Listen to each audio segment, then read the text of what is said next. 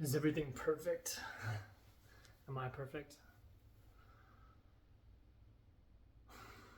I've done this thing over and over in my creative life where I put work out into the world, put myself into the world in different ways, and then I retract it. I bring it back. I hide it. I unpublish it. I remove it from directories, from Google search, what have you. I've done this numerous times with like different podcasts that I started, with writing projects, with businesses, and I was thinking about that today. It comes from this place of fear of, what if I'm misunderstood? What if I am not accepted? What if I say the wrong thing? What if I seem unintelligible to people? What if I... all sorts of different ways of second guessing oneself, of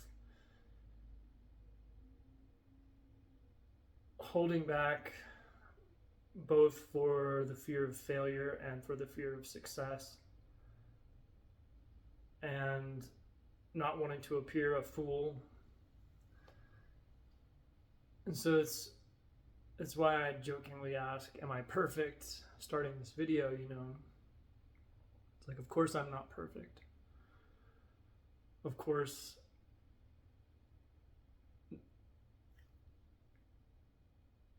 when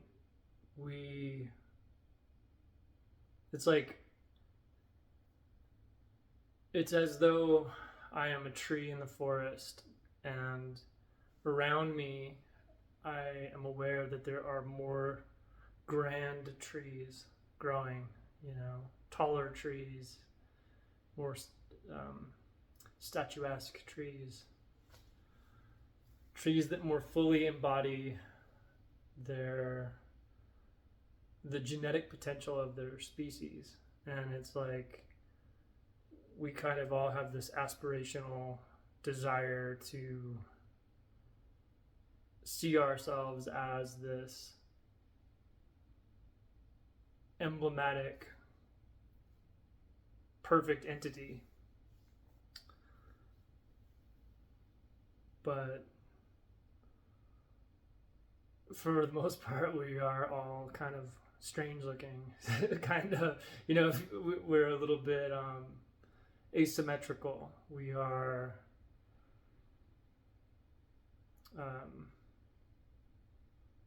in general,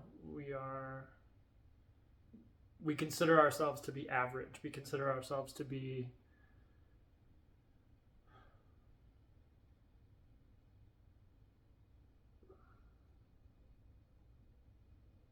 less worthy than someone who reaches that higher potentiality. And so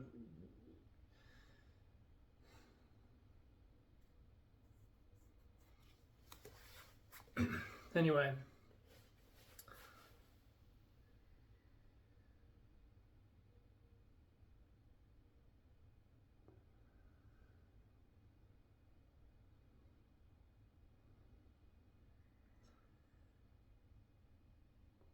I think the other thing that holds me back is this idea that I will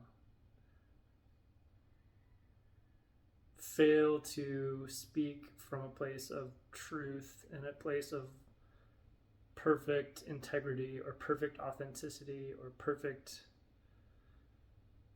articulation of what is, in a way that is valuable. And I think what I am afraid of, one of the many things that I'm afraid of, is that my perfectionism in that regard will ensure that I do nothing, that I end up staying completely silent and yet still driven kind of mad by the fact that I constantly feel this frustration because I see lesser people, people that I think of as having less accurate and less helpful things to say out there in the world, saying, commanding large audiences. And so that feeling, I think, brings me back into this practice of trying to get out in the world, because I feel like I'm in some way like not doing a service to others by remaining silent on certain subjects. So,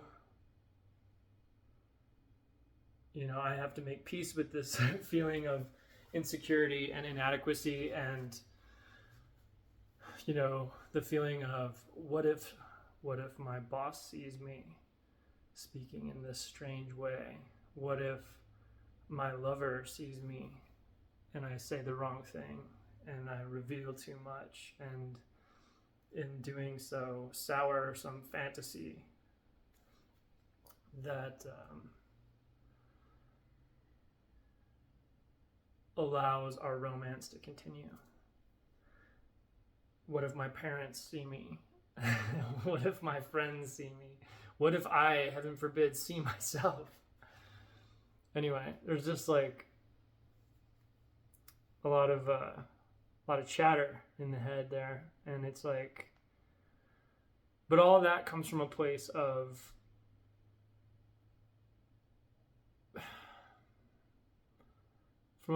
not letting go, right? It comes from a place of desire to control the outcome. It comes from a place of trying to protect oneself from fate, right? From circumstances that unfold.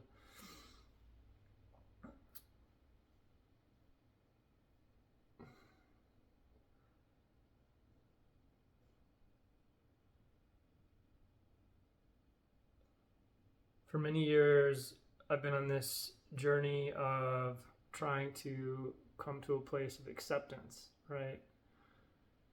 Because it became clear, astonishingly clear, both intellectually and also spiritually, that acceptance could offer a degree of freedom, and it could offer a degree of lessening of suffering. So like when you truly accept the things that happen in the world as they are, without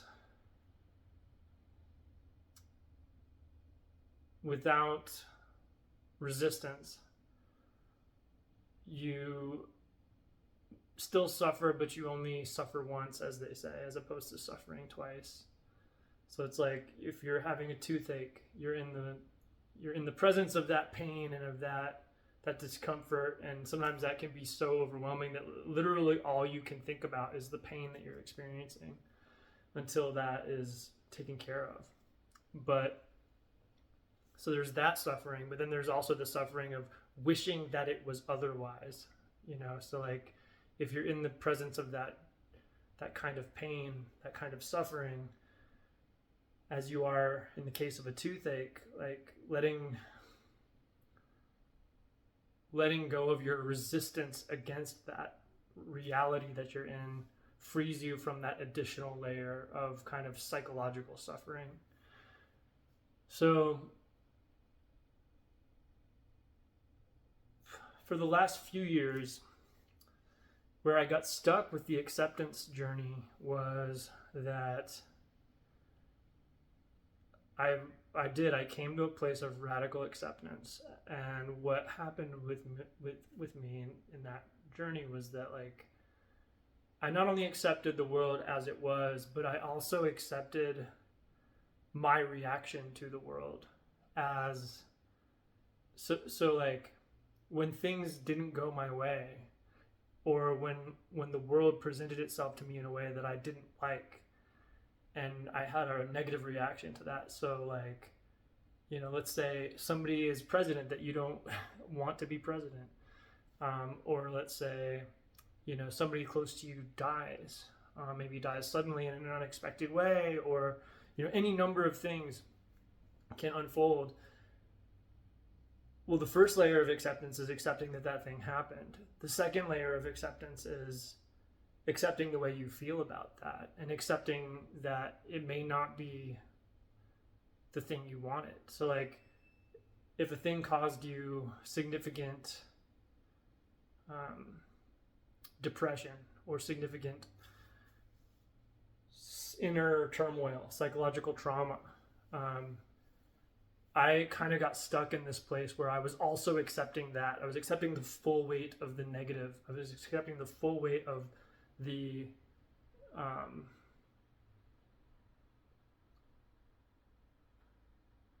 feeling that was produced by the disconnect between what I wanted in my head and what the world actually was. So it was actually quite an advanced layer of acceptance. Like, it wasn't just the sort of typical way we think about acceptance, which is like a net positive, right? But eventually I got through to another level, which was like,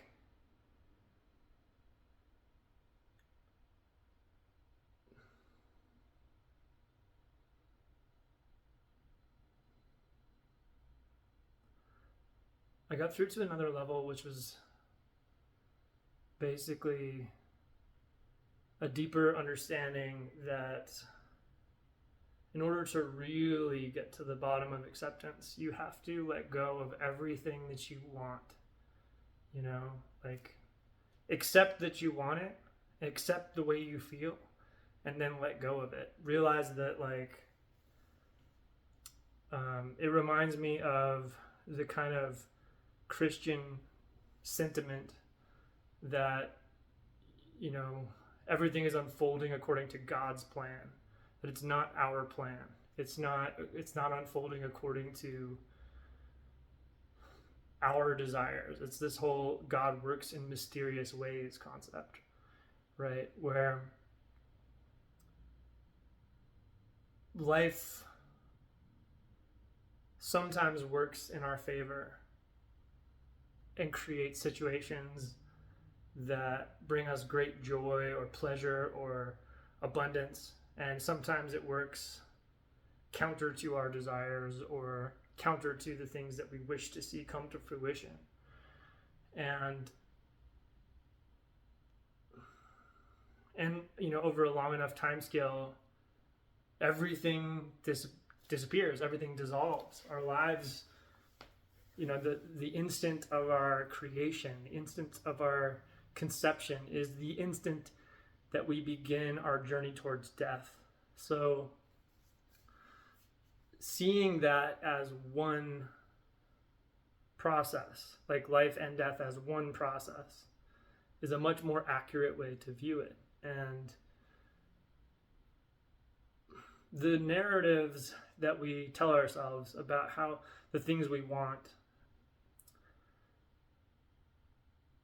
and the relative kinds of pain, suffering, or disappointments that we encounter along the way when we don't get what we want.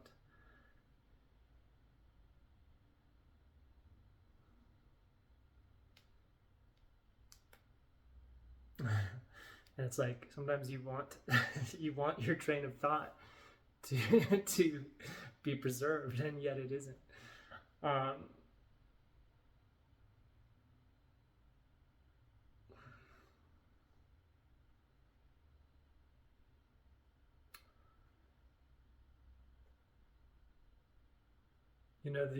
What I'm trying to get at is, like, when we don't get what we want in all these various outcomes in our lives, we are suffering because when we forget that our individual selves are actually never really truly separate entities from this totality, right? So like, the storyline of you not getting what you want is itself a kind of a crazy fiction, right? Like, the things that happen to you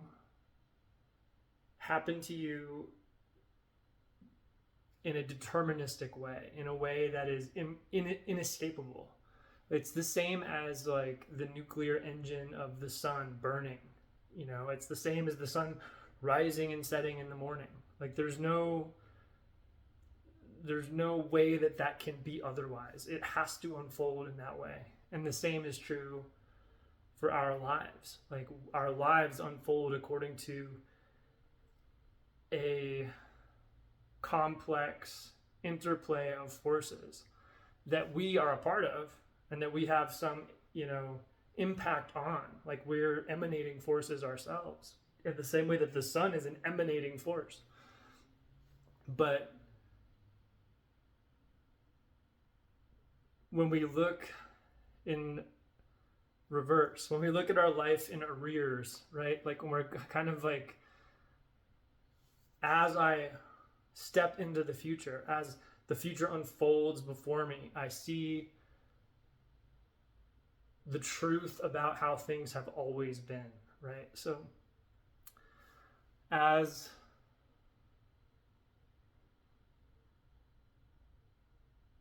we make each decision, each step, each thought, each feeling, each motion in our lives, we reveal to ourselves and to the rest of reality the way things have always been.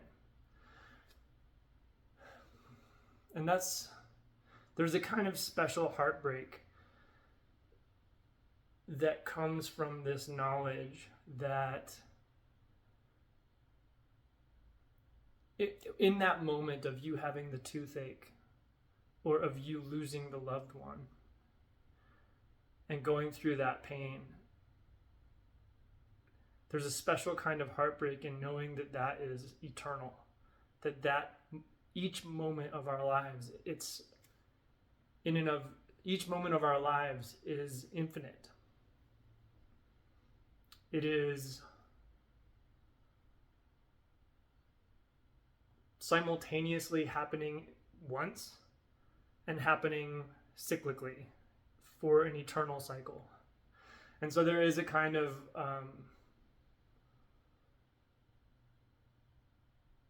deep tragedy when you're in a situation. Like, for me, the most tragic moments of my life are when I am causing others suffering. I think I can think of some moments when I've lost my temper, or when I've lashed out in different ways, and like, those have been the most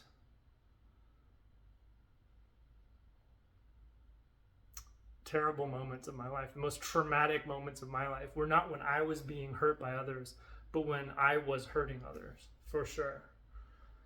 And so with that, that's another thing. Like, I think about how, with that knowledge, like, I have so much compassion for the people that I hear about in the world who hurt others, because I know how dismal the experience of being that kind of person is. And so it's like, on the one hand, I can judge another's actions as being something, as being bad, as being undesirable actions. But on the other hand, I can have, total compassion for the person having to go through the experience of being that person in that moment. So there's an interesting duality there.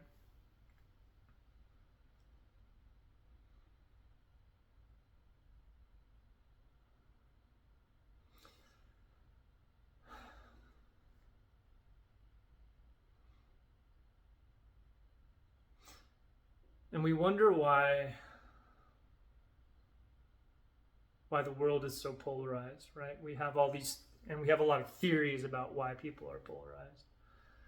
But one observation that I've had that I haven't really heard elsewhere, is that polarization actually is just a natural process, right? It's like a natural state. It's a state of it kind of follows a path of least resistance. When you think about examples of polarization in nature, we see them constantly, right? So it's like the most basic unit of matter is like the electrical charge, right? It's like the positive and negative ion, and intuitively, I lack the science background, but intuitively, what I feel about that is that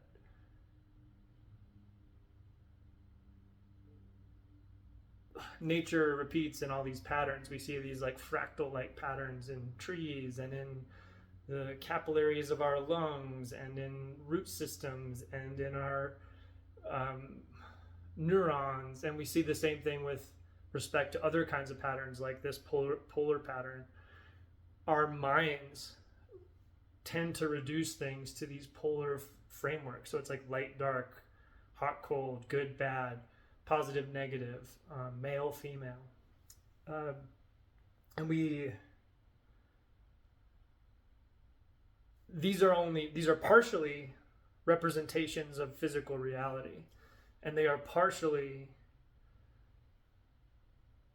constructs of our minds, because our minds seek to simplify things into the easiest way to manipulate complex systems. So we wrongly think of our brains as instruments of complexity, when what they actually are instruments of reduction.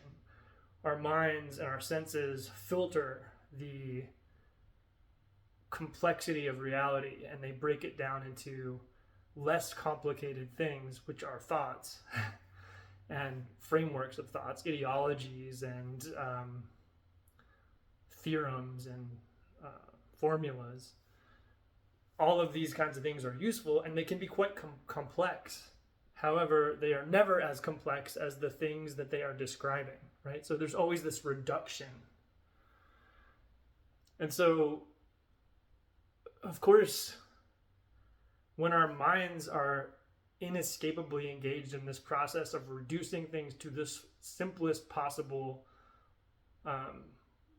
versions, right? So like, even think about the way computers work with like the binary, the off and the on, the 1 and the 0. Ultimately, that's what our minds are doing, on some level.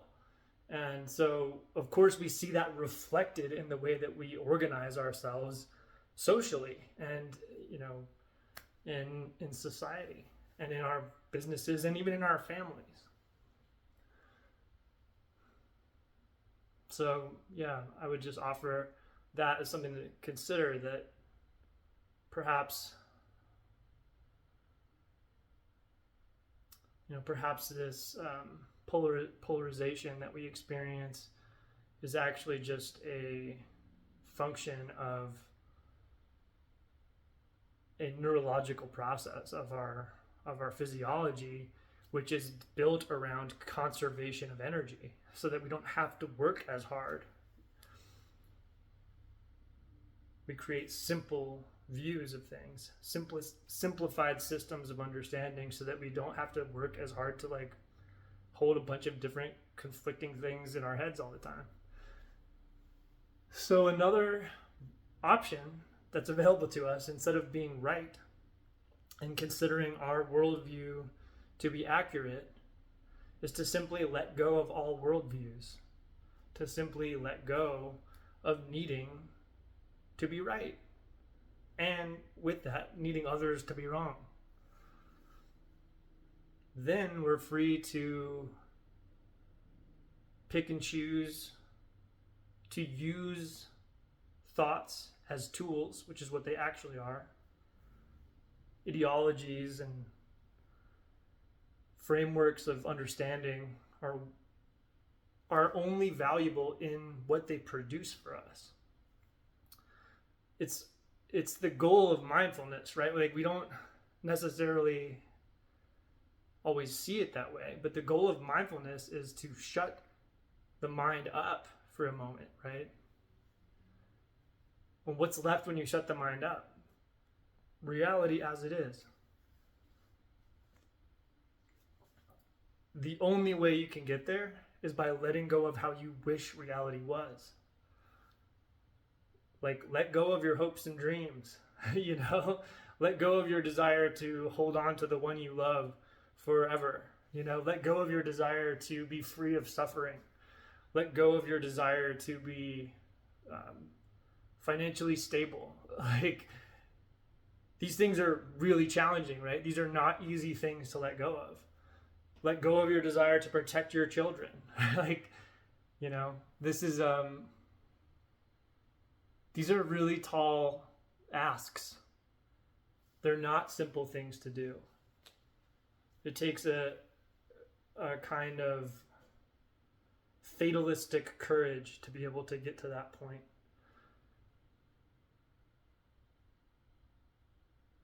Which brings me back to this idea of being in the world and yet not of the world. I think that's another kind of spiritual trope that you hear thrown around, you know, in kind of new age circles. Because the idea is that, like, to simultaneously embody this idea of, like, yourself as an individual with your individual hopes and dreams and desires and plans and things that you want to do, all those things that I just listed off, protect your children, be with your loved one, have a good life, whatever, all that stuff. And then yet you are simultaneously a part of the whole. You are simultaneously a part of this ecology, this ecosystem, this larger world, this larger universe. You are directly connected to the sun. You know, you are directly connected to the entire universe. There's not, the divisions are artificial. And so when you don't get your way, it's like that becomes a hilarious, like, nonsensical proposition. You are the universe. You always get your way. Your way is the only way. Your way is God's way. That sometimes means that your individual self suffers, dissolves, and dies. You know, sometimes it means, like, terrible things happen to people that you love or things that you love. You know, it means there is chaos and movement and constant change. And so it's like, to let go of the tension between these two things, to understand that they are not at odds with each other, that you can view yourself through the lens of being the individual, and you can view yourself through the lens of being a component of a whole in which we are all one. And these things are not mutually exclusive.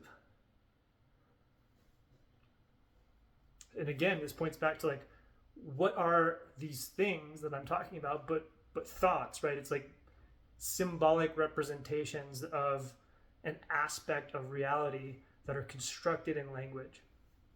And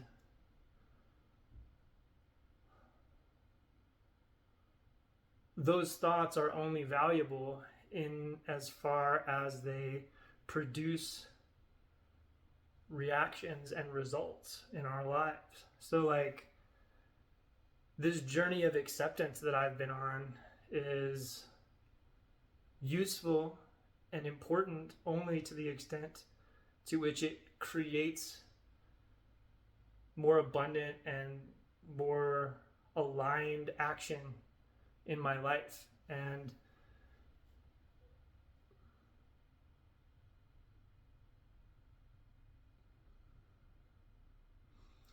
I think, like, getting to that level of acceptance where I could let go of all of my hopes and dreams in that way that I've been describing once I was able to do that, I was also able to get sober. Like I was also able to like let go. It was the same part of me that wanted to use alcohol and that wanted to change my physiology was the part of me that wanted to live in a fantasy. The part of me that wanted to live in a romantic comedy, right? The part of me that wanted to be some kind of hero in a story. And once you realize that it's not your plan, it's God's plan, you know, once you realize that it's like life is unfolding according to a wild karmic orgasm, basically, it's like the entire universe is this creation, this exploding creation and dissolution, and that you're a part of that. If you can like reconcile that with the day-to-day motions of being a human in the world, you know, you find that you don't need to like escape sobriety. You don't need to escape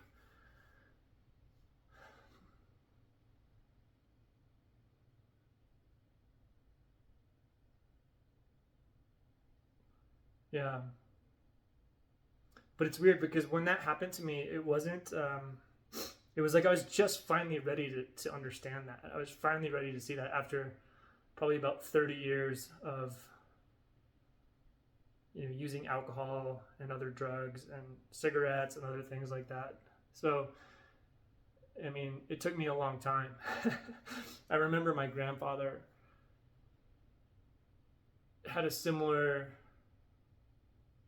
experience with alcohol where he said that, you know, he was a very Catholic, kind of blue collar guy. And he had a very kind of traditional Catholic faith, which is not how I view the world, but he basically had this sense that God just took away his desire to drink at one point. And I've had a very similar experience where it's just like, but for me it was related to this journey of acceptance, this understanding that like I, you know, the world is as it is, I am as I am, and I have to accept that I am not the like biggest tree in the forest. I am not the most gifted anything. You know, I am not the most beautiful anything. Like, I am just like who I am. And